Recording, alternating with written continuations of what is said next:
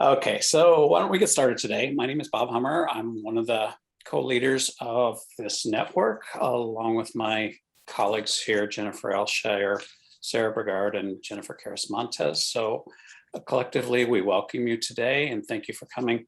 We are thrilled to have with us today Rob Warren to give today's presentation. Rob volunteered to do this, and when he did so, we took him up. It took us about 10 seconds to decide that this would be a really great thing for our network.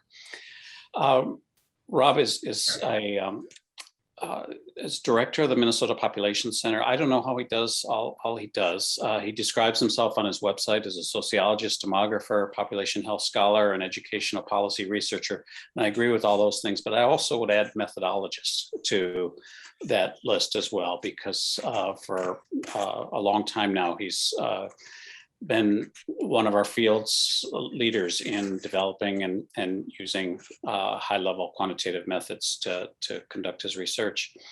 He's also a co-director of the training program in population health science at the Minnesota Population Center, and heading up several major studies in our field right now, including the high school and beyond follow-up. He's been long time involvement in the Wisconsin longitudinal study, and as well as with other activities at the MPC, including the IPUM's CPS data release and the preparation of the 1940 US Census files.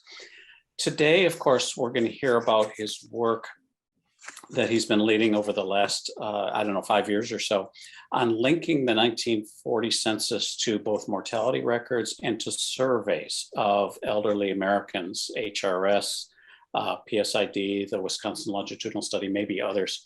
So about how they've done that, the data availability, some tips, and so on. So it's an absolutely phenomenal data resource that our network, when we think about contextual analyses, this is perfect for those kind of things. You can go back and look at these folks in 1940 and look at their local area characteristics and so forth. So I'm going to turn this over to Rob, where he's going to give his presentation, but be here for a Q&A as well until time runs out, or until 3 o'clock max. So anyway, Rob, thank you so much for doing this. Always appreciate your work and you, and look forward to hearing what you have to say today.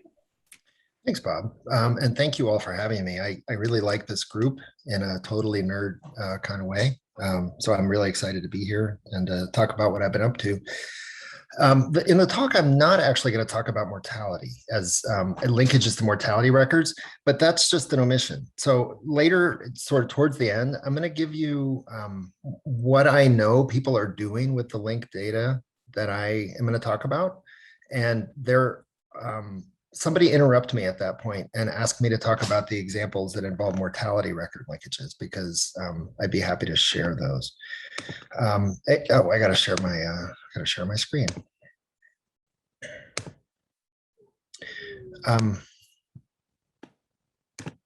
You can see my PowerPoint. Good. So yes, I have led this effort, but I have not done it alone. Jonas Helgerts is the smartest record linkage person in the field, and he fortunately works with me.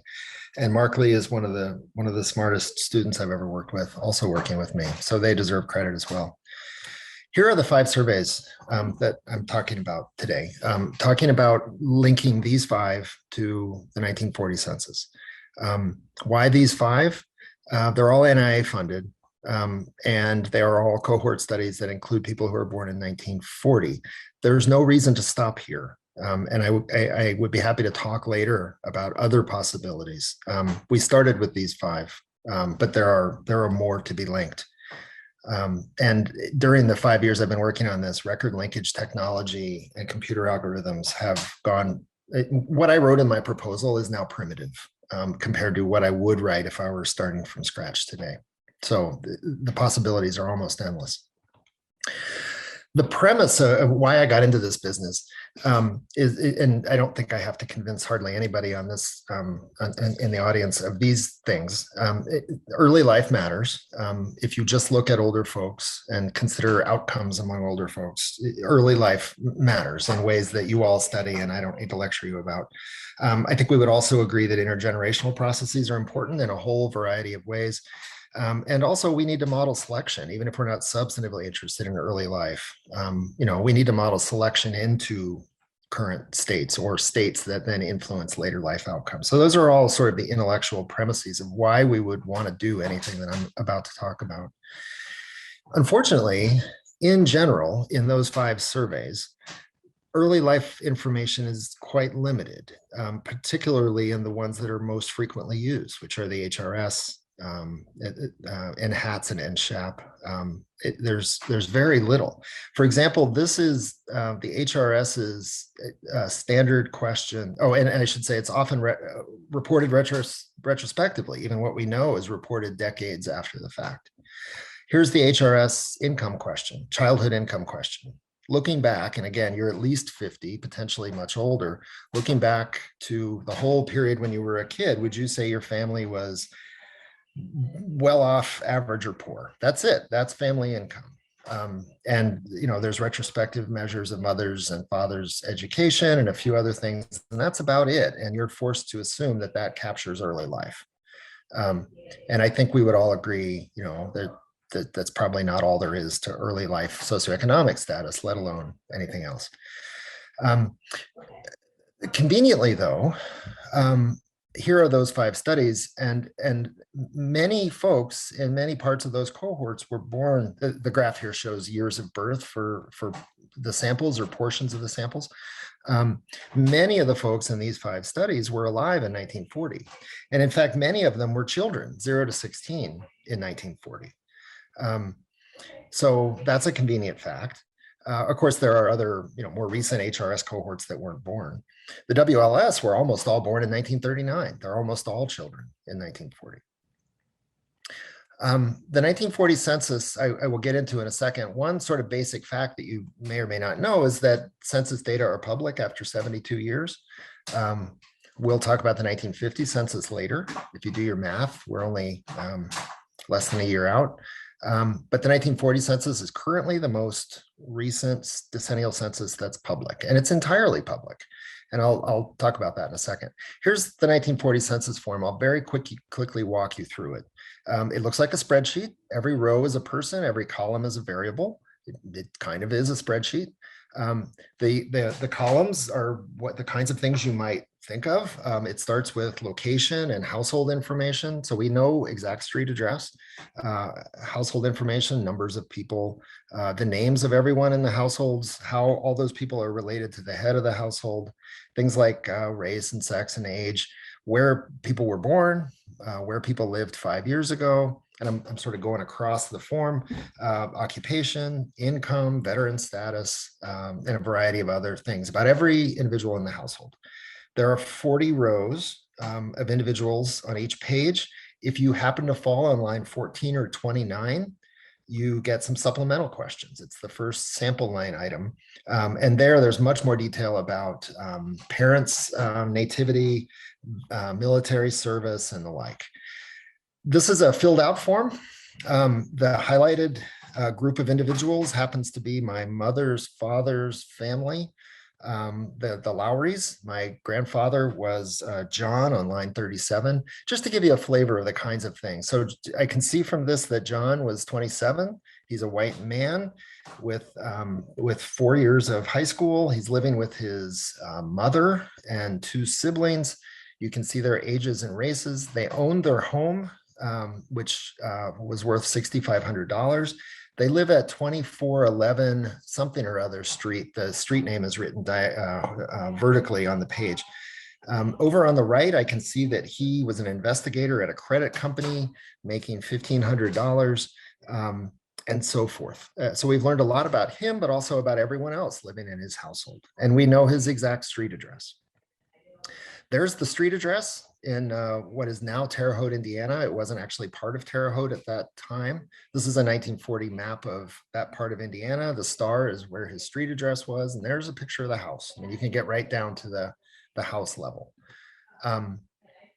We can in 1940 characterize everyone who lived in that house and everyone who lived in the house next door and everyone who lived everywhere in his neighborhood, however we want to spatially define neighborhood. If there's an environmental hazard around the corner, we can know about that as well. There are some issues you should know about the 1940 census. For example, here are the race categories. We would not consider these appropriate or sensible race categories now, but that's what we had. It was a product of the time. And we know lots of things that may be useful, maybe not.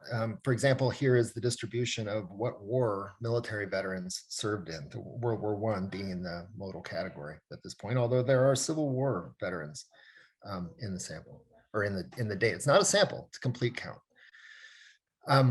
So as I said, these data are public after 72 years. The IPUMS collection, Bob, we go IPUMS, not IPUMS. There's actually a pronunciation guide on the website. We've now fully digitized the complete count censuses that are all public, 1850 to 1940.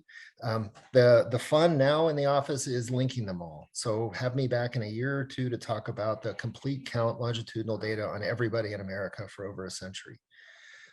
In partnership with Ancestry.com, we work to very quickly digitize the 1940 census. Their interest is in digitizing it so they can sell subscriptions for their genealogy service, but they would not have digitized income or occupation or things like that because nobody searches for their family based on searches of income, right? They search on names and birthplaces. But anyway, so we had to partner with Ancestry to get them to digitize everything, which we did.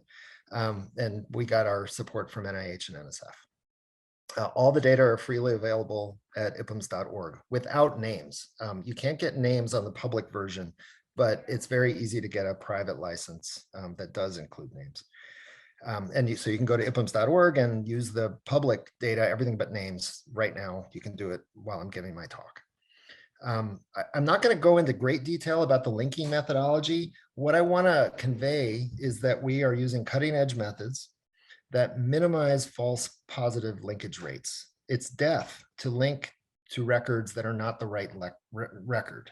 It does really pernicious things to your data. So you really want to avoid at all costs false positive linkages. You also want to, of course, maximize your linkage rate, which can run in competition. So our approach very, very quickly, I can send you a paper if you're really interested in this, is first of all, so for people who are in one of these surveys, one of those 5 surveys, you don't want to compare them to every possible person in the 1940 census. Computationally, that would really increase how long it would take to do the linkages.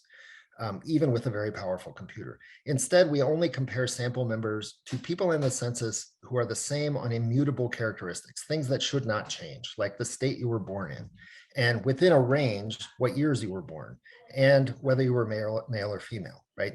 You should only compare a sample member in one of these surveys to the people in the census who are the same with respect to those immutable characteristics. We don't include race in that. We don't include anything else that potentially could change. We then generate a possible set of matches using string comparators and other similar sorts of comparison devices. We hand link a smaller subset of training data. From that set of possible matches, we have expert coders go in on Ancestry.com and other resources and really dig in on a hand basis, not for all the cases, but for thousands of the cases. The point is not, the training data is not designed to be useful in and of themselves. The training data are useful to train a computer algorithm to recognize what's a good link, what's not a good link. We use that training data to teach a computer learning algorithm to estimate a probit model that carefully predicts when a possible match is the right match. We do this on a split sample so that we train the algorithm on one half of the sample and then we test it on the other. We then apply that refined model to the full sample. We do a lot of hand links to verify that the computer is doing sensible things.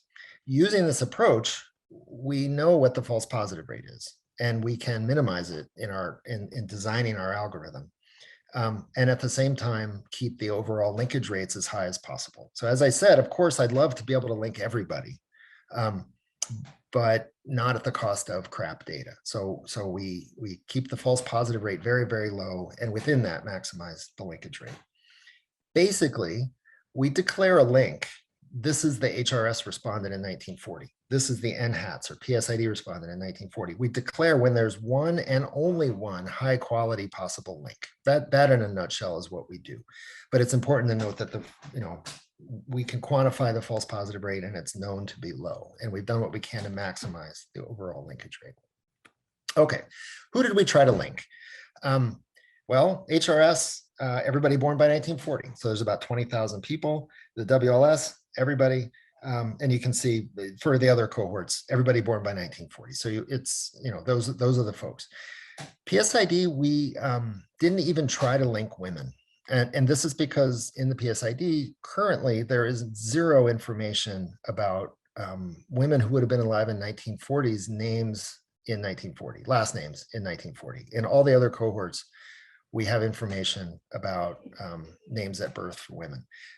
We are still pursuing PSID women by first working with Martha Bailey to link in marriage records in states where that's possible, so that we can see women's current names and then their names at birth. So stay tuned for PSID women. Very quickly, how did it go? These are the overall linkage rates across cohorts. WLS, it's shooting fish in a barrel. They almost all live in Wisconsin. They're almost all born in 1939. We know everything about them. So we don't just know the person's name and birth date. We also know their parents' names, their siblings' names and birth dates. When you have that much information about other people in the focal person's household, it becomes very easy to identify people in the 1940 census. 86% is probably about as high as you can go, because of course not everybody was enumerated in the 1940 census. And some sample members may have moved from abroad after 1940 before entering the WLS. Ballpark 50% for the other cohorts. NCHEP, a little bit worse off. Part of the I'll talk about the variability in a little bit more depth. Your overall linkage rate really depends on how much you know about folks. Do you know their full names? Do you know their names at birth? Do you know the names of other people that live with them? That's actually really crucial. Can you identify geography with some precision? Can you identify geography of place of birth and where they should have lived in 1940? And then really tie-breaking information, right? So there's a lot of John Smiths born in California in 1938, but there aren't that many John Smiths born in California in 1938 who had a mom named Betty and a dad named Ted, right? If you know other things about the household or the people that lived in them, you can break ties. And remember, our basic criteria is there has to be one, but only one good linkage. Breaking ties is really crucial. The reason for lower linkage rates in a couple of the cohorts often is that we just don't have siblings' names or parents' names. And that prevents us from being able to break ties as often as we might like. How good are the links? They vary across the 5 studies, but not by a lot. In general, racial and ethnic minorities and people who are most likely to move around a lot are least likely to be linked. But given that it's a complete count in 1940, you can develop weights that do a decent post-stratification weights that do a fairly decent job of accounting for that. Another way to answer the question, how good are the links, are to consider the validity and the reliability of the linkages. So here validity means we had the machine linking algorithm do its job, but we also had hand coders do a careful job independently of trying to find this person in the sample in the census. How often did they agree? So those agreement rates appear to be really high for most of the cohorts, a little bit lower for the HRS and PSID, but almost all the disagreement is in whether the hand linker found anybody. So the machine linked to somebody. If conditional on the human being linking to somebody, they almost always come up with the same human being. So the lack of agreement in terms of that measure of validity is really around, is anybody good enough to declare a link, yes or no?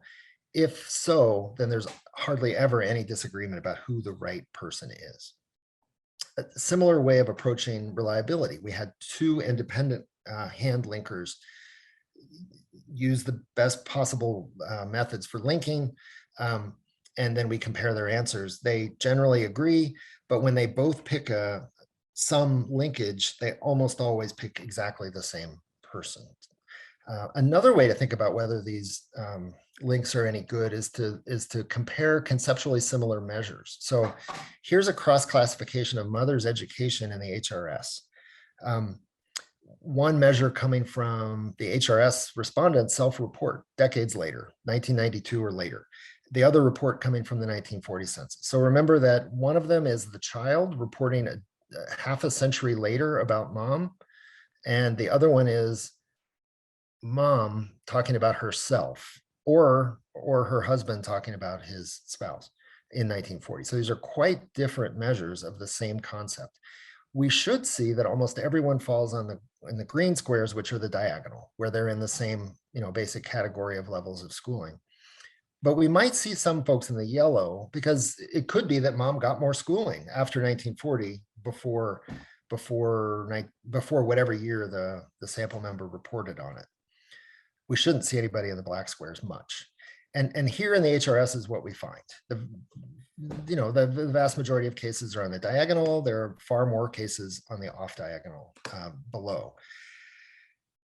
How many of the people in the off diagonal are the wrong link? Could be.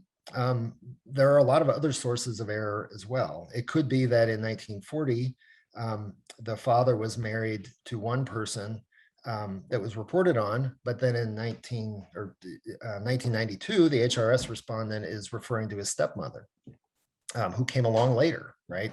It's not even absolutely the same human being. So these are pretty good rates of agreement, I think. And then of course there's random measurement error as well. So with that set of caveats about the quality of the data, what is possible to measure? Certainly there are individual level measures. I use my grandfather as an example. Demographic information, age, race, sex, and so forth, education, place of birth, where people lived in both 1935 and 1940. So that's really 3 geographies that you can get for each individual. If they're an adult in 1940, you can get education, income, occupation, marital status, number of children. It's the first census with income and modern measures of education. If they're a child, you would get less on the individual level. At the family level, if a sample member in one of those longitudinal studies was a child in 1940, remember most of them were 0 to 16, then you have parents and potentially grandparents, names and demographics, parents and potentially grandparents, places of birth, education, occupation, income, and then co-residents, names and socioeconomic information and demographic information. It could be siblings, but it could be anybody else that's living in their household. For adults in 1940, you would have spouses information if they're married, all the same individual level information, and you would have co-residents information as well, including potentially the children of the sample members. At a more contextual level, at the household level, which could include multiple families, you have household size and composition, the value of the home, whether they rent it or own it, basic administrative geographies like state and county and enumeration district and so forth. Enumeration district is the lowest coded level of geography available. But as I said, there is exact street address there. Also, any individual level measure, it's a complete count census. You can aggregate up any individual level measure to any of those aggregate geographies. Given that, it is also, of course, possible to bring in external contextual data. So, for example, state laws or county unemployment rates or city, has that city gone to using fluoride in their municipal water system, or whatever it is that you have contextual historical information about at any of those geographies can be brought in. More precisely at the spatial level, for cities, John Logan at Brown has a project to GIS code to get the latitude and longitude of all households in all decently sized cities in 1940. So for anybody who's living in a city, you have their precise GIS coordinates, which allows you to do a variety of things. First, neighborhood, you can define however you want. Is it that street segment? Is it everybody whose house is adjacent to your house? Whatever kind of neighborhood you want, you can define in those situations, which is very nice. No longer would you have to settle for zip codes or anything like that. And again, then you can bring in contextual information at that precise geographic level for people living in cities. And I'll show you some examples of that when I talk about some applications of these data. How do you get the data? I should say at this point that I should send my PowerPoint. I'm not sure to who, I guess to Kathleen, and she can distribute. Yeah. And I'm happy to have these slides shared, by the way, so I will distribute and do with them what you will, because I will give you hyperlinks to where you can get the data. The HRS data are available right now at this website. Basically, I'm pointing you to their restricted data website. All of these projects require these linkages to be handled in a restricted environment because the disclosure risk is high, right? You will not see the names of sample members or their street addresses, but a malicious actor would have more to work with in trying to deduce the identities. So there are security protocols and affidavits that have to be signed and the like. And the instructions about how to do that are on each of these projects' websites. So that's the link to get the HRS data. There's also a link to the documentation for the links. Same with PSID, all available now. Stay tuned for PSID women. NHATS also available now. The NHATS PSID and HRS data are all available through MICTA at the University of Michigan. And an overlapping team developed the files with me. There are basically 3 files: a sample member file, so it has everything about that person, right? All their individual level information. A co-resident file, so individual level data for everybody that lives with each sample member. And then a geographic file, which has, and the co-resident file also has the household contextual level information. And then a geographic file that is more restricted because it has, the geographic information, which really helps if you wanted to deductively disclose. The projects don't release precise street addresses or GIS coordinates for obvious reasons. I mean, it's almost giving away the names of the people. Since the census data are public and easy to get on ancestry.com, if you knew the street address, you could immediately go find the image of the census form and see people's names. So they don't release that precise level of geography, but you can communicate with them and come to arrangements about how those data can be made available in the restricted enclave. And again, I'll show you some examples of preliminary studies that are doing just that. WLS is available at this website. There isn't yet documentation, but it will soon exist. When you go to the WLS website, I found it a little bit hard to find. You go to download WLS data, and then you go to how to request non-public data, and that'll take you to where you need to go. And then NSHAP is actually not yet available, but will be very soon. My 5 years is almost up, and it will be done by then. Okay, what could you do with these data? At this point in the talk, I like to take a drink and give you a minute to think, a little brainstorming. What would you do if you had any of these cohorts linked to the 1940 census?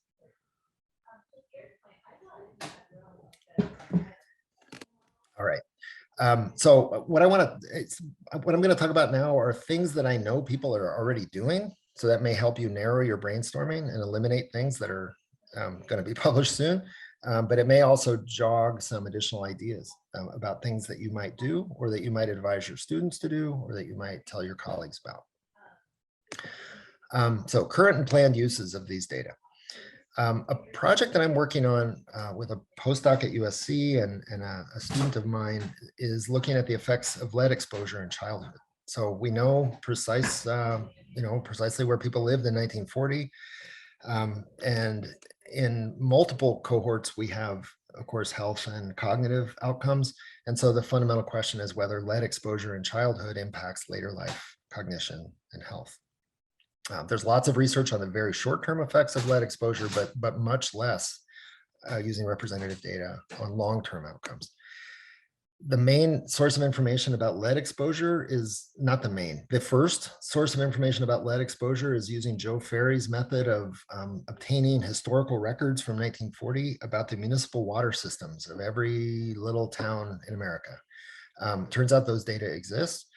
If you know what the pipe is made of, and you know what the pH of the water is, you can pretty accurately infer how much lead leaches into the municipal drinking water. If the water is lead and the water is very alkaline or very acidic, then you have trouble with lead leaching into the water. So Joe Ferry's published a lot, not using the link data, but on this method for inferring lead exposure from the composition of pipes in the water. This is a graph using the Health and Retirement Survey of cognitive test scores. I think these are executive function as a function of age, separately for people who had problematic lead pipes versus those who didn't. And so it's interesting that cognitive decline isn't much steeper for people who were exposed to lead in childhood, but the baseline level of cognitive functioning at age 60 is lower, which I think is an interesting finding and one that hadn't been documented before. This is really preliminary. This has not gone out for peer review. It's going to go out for peer review very shortly, but it gives you a flavor of the kind of thing you can do. Here's a similar analysis using the WLS of the dependent variable here is psychological distress. So again, if the pH of the water is balanced or neutral at 7, it doesn't matter if you have lead pipes, but if it's very acidic, that can become a real problem. So the red group is people who had lead pipes and acidic water, and we see significantly higher levels of psychological distress among those folks decades later, age 72. In the WLS, this lead exposure was at age 1. However, it turns out lead pipes weren't the only way you got exposed to lead in this era. Until the 1950s in America, to combat codling moths, all orchards in America, apples and fruit, all fruit orchards were sprayed with lead arsenate, which, as the name implies, consists of lead and arsenic. This is a guy using very fancy protective gear, spraying a tree with lead arsenate in about that era. It was universal. That's what you did when you had apples in this era. Also, there, of course, as there is today, was a fair amount of lead mining in the United States in these eras. And it turns out we have historical information on where all of those activities occurred. Here is each red dot represents the location of an apple orchard in the state of Wisconsin in 1940. And since we know where all the WLS respondents lived with some precision in 1940, and they almost all lived in Wisconsin, we can map where people lived in relation to orchards and also lead mines. All the lead mines are in Southwest Wisconsin. So we know people's exposure in the WLS to, and similarly in the HRS, we haven't done all that work yet. Very preliminary results showing the relationship between living near a lead mine as a baby in 1940 and language and executive function at age 72. A significant negative relationship. If you live within 10 kilometers of a lead mine at that time, you score 1/4 of a standard deviation lower on that test at age 72. And that association persists after controlling for lots of measures of family, childhood, socioeconomic status, but also whether you lived in Southwest Wisconsin, and also your high school IQ score. So it seems like there's really something here, which is interesting and which we could not have seen without these linked data. Another planned use, similar in design, the long-term effects on morbidity and mortality of living near power plants, particularly oil or coal-powered plants. Here's a map of every coal-powered plant in America by what year they were built. And a lot of them existed by 1940. Here's a map of Los Angeles in 1940, and for each enumeration district, each census enumeration district, its proximity to the nearest oil burning power plant. And so again, we know where people lived in 1940. Anybody in Los Angeles who showed up in the HRS or any of the other 4 cohort studies, you could quantify their proximity to an oil burning power plant. We haven't done analyses looking at outcomes here. We're still putting together the independent variables at the national level, but you get a flavor of what's possible here. I have colleagues at Stanford who are looking at the effect of participating in the New Deal era Works Projects Administration project on children's life outcomes.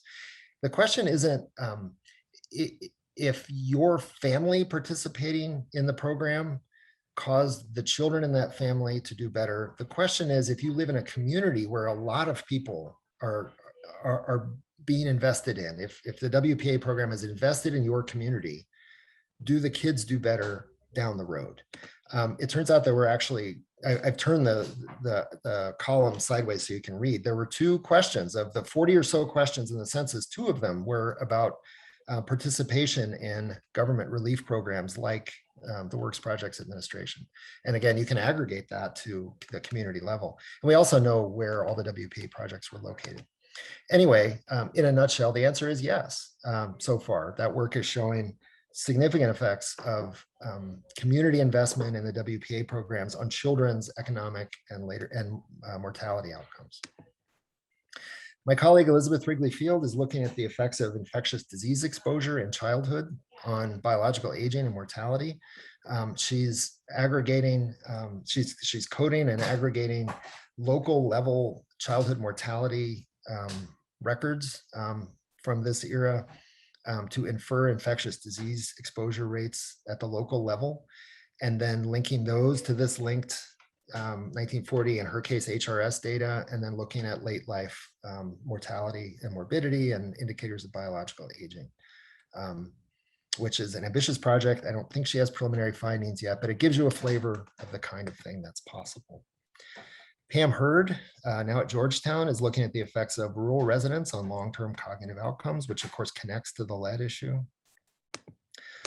Some colleagues and I are doing work on whether retrospective measures of socioeconomic status are any good. So much work, especially with HRS, uses those retrospective measures of SES either as controls or as their way of looking at the effect of childhood social and economic advantage or disadvantage on later life outcomes. And so the question is, do those measures suck? And it turns out they don't. They work quite well, but you of course get tons more detail from the census, and it's sort of reassuring for those who've already published things using those retrospective measures. It is possible to look at social mobility across however many generations you want. I casually mentioned that we are engaged in linking all the censuses together. We're getting pretty far, and there are preliminary files released at ipms.org. I long ago got out of the central business of thinking about social mobility, intergenerational social mobility. But I know that there's a burgeoning literature on not just looking at one generation to the next socioeconomic mobility, but looking at ancestral linkages, across many generations.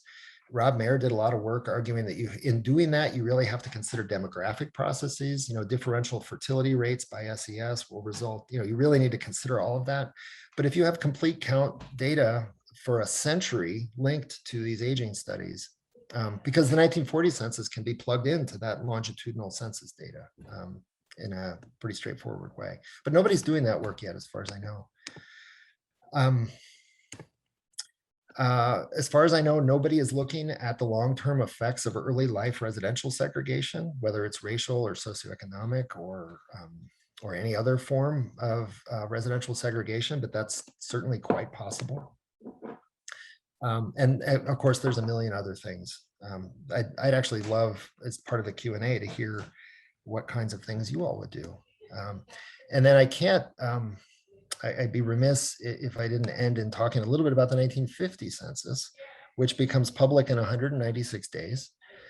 As with 1940, Ancestry.com will want to get it completely digitized within months, because they will be competing with other genealogy companies to get the 1950 census data onto their website, because, you know, people doing family trees and that kind of thing will quickly want to go search for their family members in the 1950 census. So it's big business, but we will partner with them. I think that we haven't got the notice of award yet, but the proposal scored very well, to partner with Ancestry to quickly digitize the 1950 census, which will then be folded into IPMs, presumably linked to everything. And what that means is that everything that I've just described for 1940 will also be possible with 1950. And it's already possible for 1930 and 20 and 10 and 0. Not 1890, but you know, you get the idea. As I said earlier, record linkage technology in the last 5 years has been transformed by, you know, better algorithms, smarter approaches, better computers, and it's getting easier and easier to do this. But so I think within a few years, it'll be pretty straightforward. Anybody who's been linked to any of these historical censuses can be linked across them, so that you could get, you know, multiple measures of socioeconomic, childhood socioeconomic or other conditions, multiple measures of exposure, information about migration in childhood, and so forth. It's sort of the sky's the limit. That's what I know. There's an acknowledgement of our core funders. I would love to hear any of your questions or concerns. And I'd also love to hear ideas that you have about uses to which you might put these data. Wow, thank you, Rob. This is amazing. And yeah, there's some claps, and also just the possibilities are incredible here. So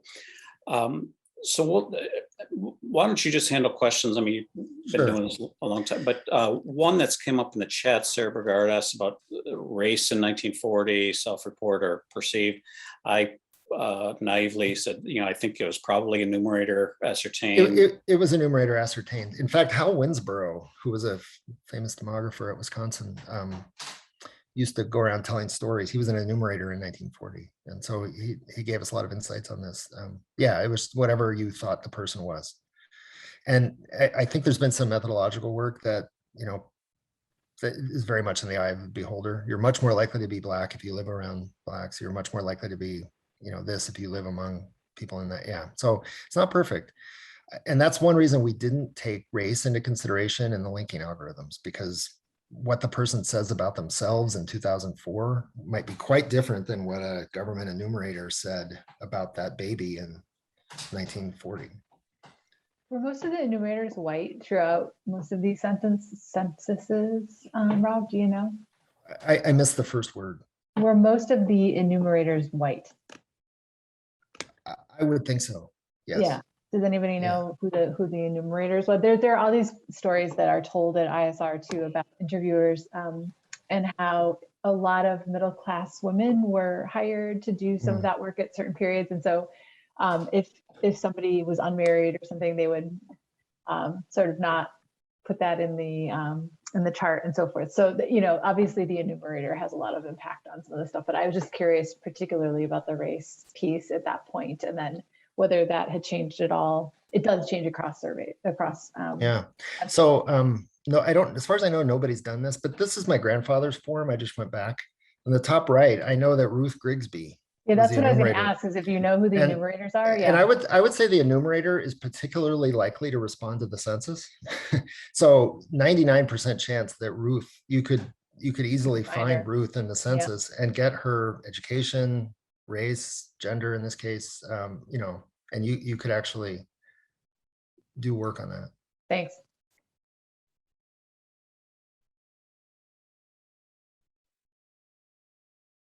Oh, one thing I forgot to talk about, somebody was supposed to interrupt me. I didn't talk about linkages to mortality. So Jonas Helgerts, who is one of my co-conspirators here, and I have linked subsets of the 1940, meaning all children, to mortality records, to the Social Security death master file, which is more or less public, and to the Numident, the public version of the Numident. Josh Goldstein at Berkeley has done a similar thing. And I know, Josh, we've talked about this. I think it would stand to compare our methods. I believe in ours, which is not a critique of Josh's. So I would want to see, but so there are at least two pretty full-scale efforts to link all children in 1940 to all available death records outside of the National Death Index, which would cost $1 jillion. And I haven't broached that with NIA yet. It could be done. And this has been put to use. I had some undergrads write a paper on the effects of having an African-American sounding name, regardless of whether you were actually African-American, on mortality. Another group of undergrads, it was a class, another group of undergrads looked at the effect of having an immigrant sounding name, regardless of whether you were an immigrant, on mortality and socioeconomic outcomes. Jason. Jason's the only name or the only hand I can see raised. So it's kind of, you can imagine from the my interest in both demography and genetics, thinking about linking to NDI to go back and get a family level indicator, if you will, of that cause of death and sort of those with biological linkages to then append to something like the HRS would be amazing. Yeah. So here's the challenge there. America didn't have good centralized death data until at least Bob, others know better than I do, the late 70s at least, right? So yeah, 1979 was really the yeah. So if the parents, for example, died, so conceptually you're right. But if the parents died before 1979, you'd have a hard time knowing what year or what cause. So all the mortality papers are conditional on surviving to 1979 or so. What's the probability of dying as a function of these independent variables, which is not ideal.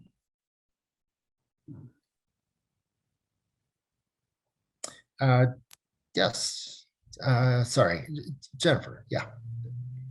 Thanks, Rob. That was just fascinating. I mean, this is tremendous work, a huge service to the scientific community.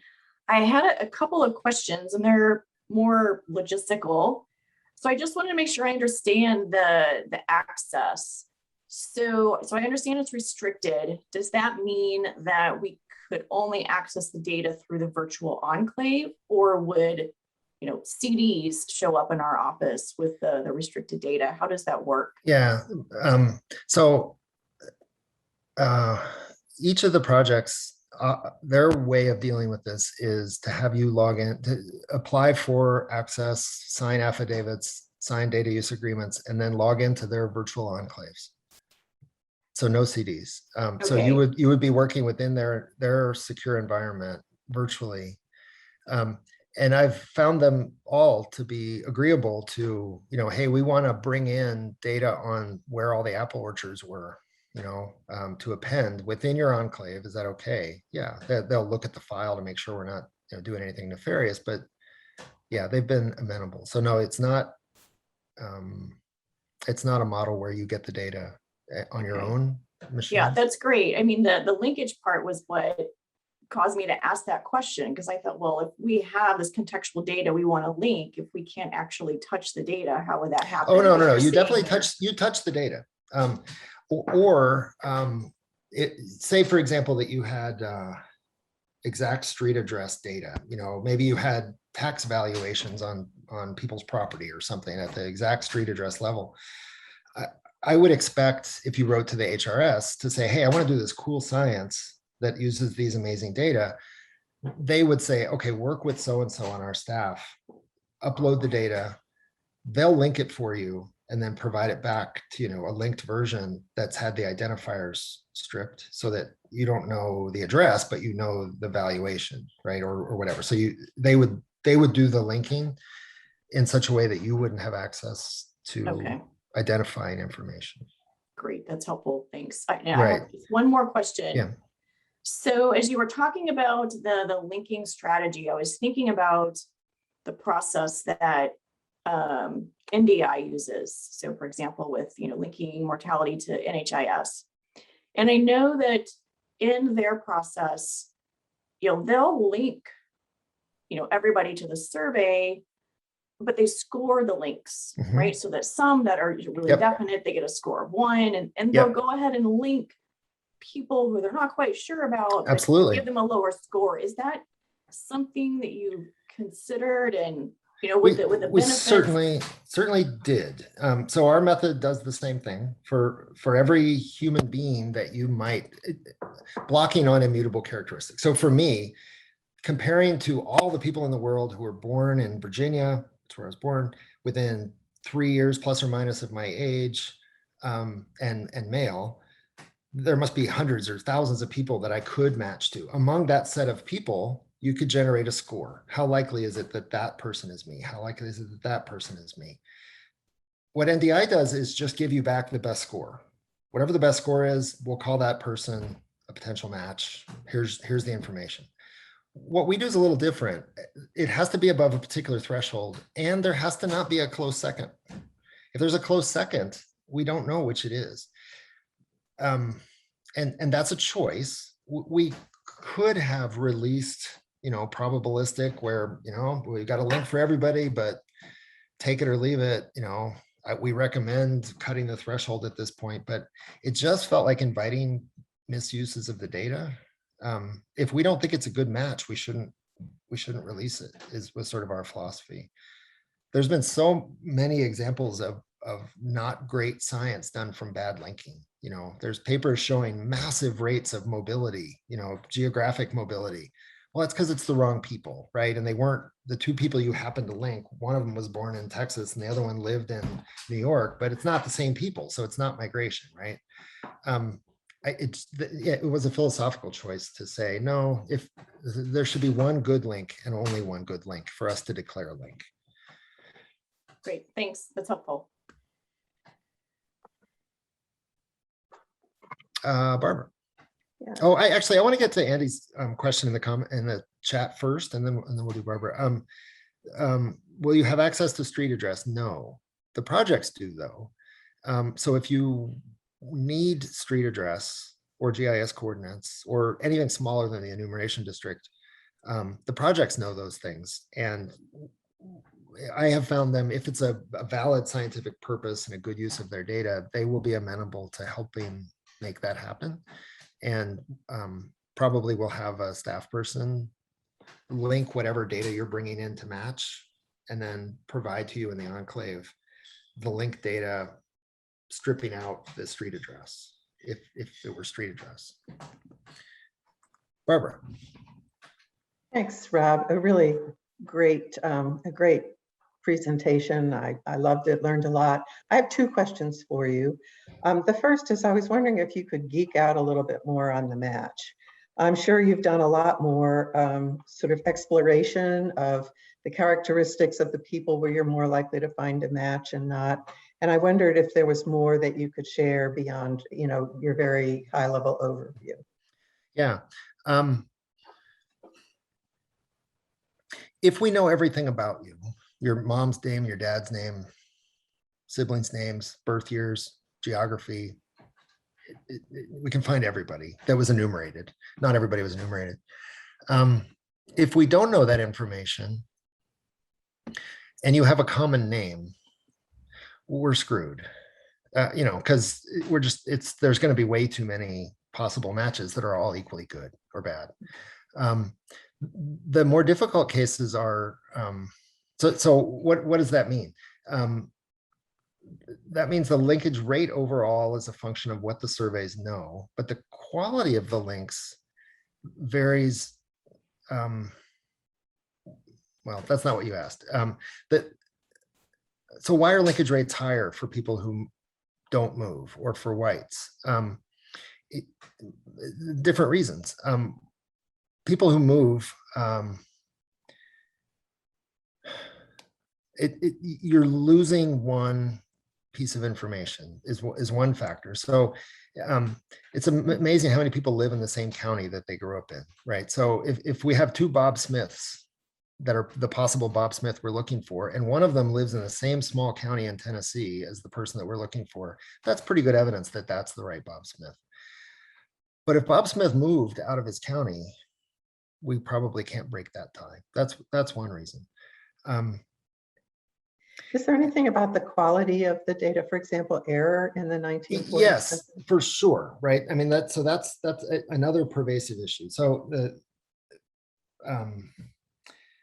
there are three places for mistakes, right? The human being reporting to the enumerator could have misstated a birth year or a birthplace, or given a nickname instead of a proper name, although we try to account for that. Then the enumerator could have written it down wrong, transposed numbers or whatever. Three, the person digitizing it decades later, who very often was not a native English speaker, by the way, could have mistranscribed it.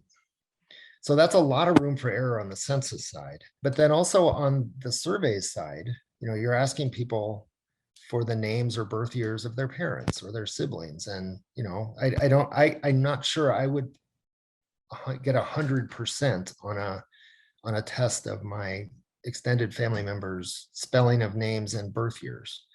Mom and dad, I could get within a year, and I could spell their names, but siblings, and not everybody's trying also, right? So yeah, there's certainly sources of error there. Another sort of well-known determinant of whether you can match somebody is how common or uncommon their name is. So if you have a very unusual first or last name, where hardly anybody has that name, it's pretty straightforward. Until maybe 5 years ago, most linkage algorithms like this that took quality into consideration would end up with 10 or 20% linkage rates, and almost all the links would be uncommon names. Polish immigrants, pretty easy, or people with very unusual first names, pretty easy. Thanks. I guess my other question is totally different. It's about the 1950 census. Is there any threat to that? I guess I'm, thinking about all of the discussion about privacy at the census these days. And I just wonder about that 72-year rule and whether there's any talk about revisiting that. I've not heard any talk of revisiting that. As far as I know, there's been no threat. It would be the National Archives releasing the data. They release it on microfilm. It's not even, it's not even digitized. It's just photographs of every census image. So they could not, I don't think, there's no conceivable way, I don't think, in which they could apply the disclosure things that they're doing or threatening to do now on modern data to these historical data. The only thing I suppose they could do is say we shouldn't be releasing these yet and change the 72-year rule. But I haven't heard any discussion of that. Todd, thanks. Yeah. Todd, you've had your hand up. Thank you for this really great presentation. So I have two questions, very similar. So the first relates to the use of the non-white sample and the female sample. Right? And so it kind of relates to one of these example papers that you thought that someone could write around the importance of living in a segregated area in 1940. But given the linkage rate that you reported overall for, let's say, the HRS, and what I presume to be the proportion of the HRS that's non-white, how useful is this kind of linkage project for understanding such kind of racial dynamics? Similarly, it's really great to see the female sample involved in many of the projects that you're working on, because much of the work on historical linkages, particularly just using the census data, has historically just been on men because the names don't change over time. Right. And so even though you have attempted to address that, can you say something about the differential linkage rate for men and women across some of the other projects? And Yep. then I Mhm. have a second question. I'll stop now if you like, or I could just ask it. Yeah, as well. I'm not feeling very smart today, so I might forget. So let me answer these, and then I want to hear the next one. And working backwards, there aren't very big differences. It's a few percentage points between men and women, and it's because it's the women themselves reporting their names at birth. Or in the case of the WLS, they were all initially surveyed at age 17. So almost none of them were married. So the information, except in the PSID, the information about name at birth is actually pretty good. Partly it's because during the period when I was planning this and then trying to get it funded, of course it took two shots at funding. A couple of the surveys, NSHAP and NHATS, actually added survey items that they weren't planning to add. Mother's name, mother's birth year, for women, name at birth. So they made a point of asking information that would facilitate linking. Okay, so that's on gender differences.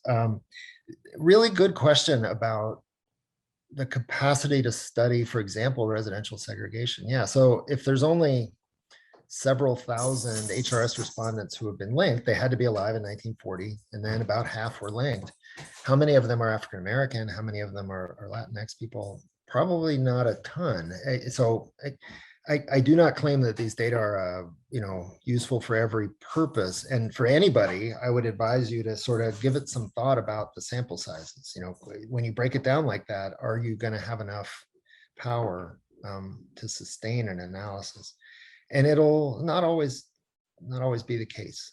You could imagine pooling the data. If the dependent variable you're studying is measured consistently across the HRS and HATS, for example, you can imagine pooling them. But it might also be a matter of waiting until 1950 is done. People will also go back and relink, I'm sure, once new information becomes available. Todd, you have one more question. So thank you for that. And then the other one is a slightly more, I guess, technical one. So it seems you guys use a ton of information to do the linkages. And I'm wondering if I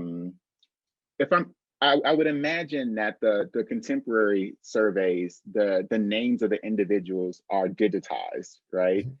And then the names of the folks in the census, of course, they were handwritten and they had to be transcribed, and often that's done by some computer algorithm. No, actually not. No, it's done by human beings. Although globalization being what it is, mostly in China and Indonesia. Okay, but I get the impression that in prior studies, what folks tend to do is like harmonize, like make all the Bobs and Roberts like Roberts, right? Yep. Is there any sense in which, given that that the information in the HRS, for example, it's already digitized and unique and clean, so that's the structure of the names that you're looking for, does that help in any way in standardizing the names in 1940 for the linkages? It does. Although I'd say we do the same cleaning to both. So all the Bobs become Roberts, all the ROBT periods become Roberts, and there are actually dictionaries of all possible nicknames. So you do that, you take out all the punctuation, you capitalize everything.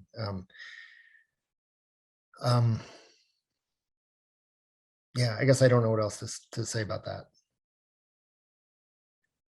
Thank you. Yeah. Bob. Speaking of Bobs and Roberts. Yeah, there's Bob Robert. Yeah. My question has to do with in most of these data sets, HRS and so forth, I don't know, 5, 10, maybe even up to 15% of the people report that they're born outside the United States. And so first question is simple, like I wonder if you also spun those people through the linking procedures to see who hit and who didn't. My guess would be most of them would not. But although it's still possible if there's bad reports in, say, the HRS, and if they kind of immigrated before the 1940 census to the US. But anyway, that would be. But I wonder if that would be if you've looked at it all, and if that's kind of one way to check on one potential validity check on the linkage as well. again, given caveats that I mentioned.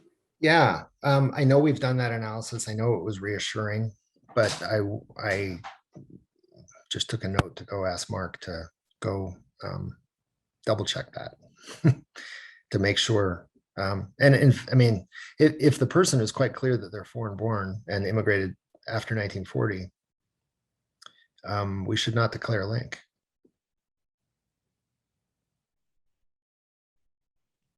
Something just reminded me also, by the way, that especially in the WLS, but also in the other cohorts, there's a fair number of people who are in utero in as of census day 1940, but all their other family members match. So you're quite certain that that's the family that they're about to be born into, which is kind of cool. I remember being giddy the first time we identified a in utero WLS sample member in a very nerdy kind of way. So those linkage rates were included those who self-reported to be foreign born, right? Yeah, but there's a trivial number. I mean, it's a single digit number if they're still in there at all. Yeah, okay. What I want to double check is, did we, I mean, it's a logical inconsistency to be linked to the 1940 census and to have the data say I moved to the US in 1952. Yeah. I would hope that we clean that up. I will go double check. Todd, your hand's still up. Do you have another question? Sorry, I'll take it down.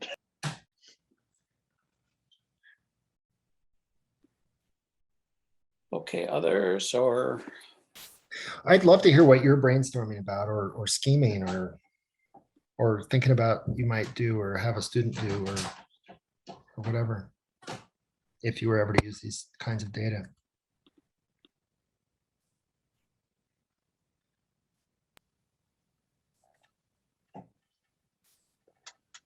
Yeah, Todd. As you were going through the presentation and you brought this example, one of the things that seemed exceptionally cool, potentially cool, is the ability to kind of go back and get data for the parents from another census wave, right? And then potentially get more generations of the same family. That sounds really, really cool. And, you know, in some ways, you know, it's interesting as someone who studies immigration, like the 1940 census it's great, but like the 1930 census, you still have parental place of birth, which could provide like some extra information about descendants of immigrants that you don't get in 1940. Right. Yeah, it's a sample line in 1940. Right. Yeah. So as I said, we've made great headway in linking 1930 to 1940. So soon, within a single digit number of years, it should be straightforward. You know, it'll seem silly to only be linking to one census at a time. You know, it'll be into the whole longitudinal set of censuses. So will the HIST ID be included in the? Yeah, HIST ID is the key to the whole thing. HIST ID, the new, sorry, inside pool, but HIST ID is the identifier that in theory will remain permanent across every time they are seen in the census. It's not a Census Bureau product, it's an internal IPMS product.